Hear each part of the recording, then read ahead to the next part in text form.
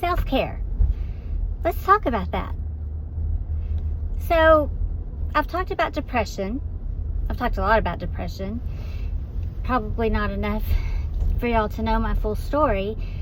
But I went through probably a good 10 years where I was so depressed, debilitating depression. I was so depressed that I couldn't get out of bed, or barely get out of bed. It took everything I had just to take a shower, almost like when you have the flu or something like that, and you are just so sick, you literally can't even muster up the strength to take a shower. Well, that's how depression can hit. And here I was raising 3 kids, 2 with special needs, and I put on a front a lot of times when I went out in public, but I didn't go out in public a lot. And it took me over the last probably 5 years to realize I didn't even look in the mirror. I didn't even realize there was a reflection in the mirror.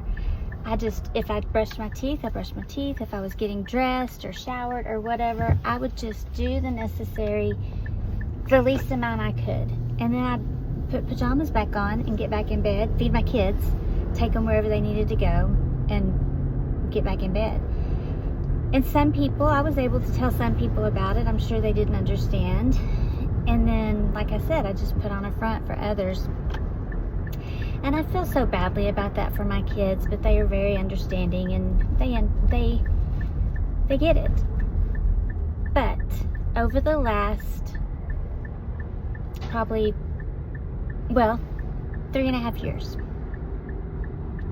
I'm a new person. I have found myself. I have found my sanity. God has answered my prayers, and He did throughout those 10 years too. I mean, I would ask Him, please, Lord, heal my depression, or get me out of this bed, or get me out of this funk, or whatever. And He would do that for me. But this last time, I pray that it's for good, because I feel like it's for good. But all that is to say, self-care. Like I said, I didn't bathe. That sounds gross. I didn't have the energy to bathe, shower, blow dry my hair, get dressed, especially not put on makeup. I didn't wear makeup for I don't know how long, and I didn't care. I did not care, and that's sad. God doesn't want us to be that way. God wants us to take care of our temple, our body. He wants us to be in fellowship and go out and just be together with people, whether you're talking or not, just fellowship. And so I'm going to a luncheon right now, and it's a very casual luncheon. But you know what? I put on makeup, I did my hair, I dolled up, I'm wearing a cute outfit, or I think it's cute, and it feels good. It makes you feel good.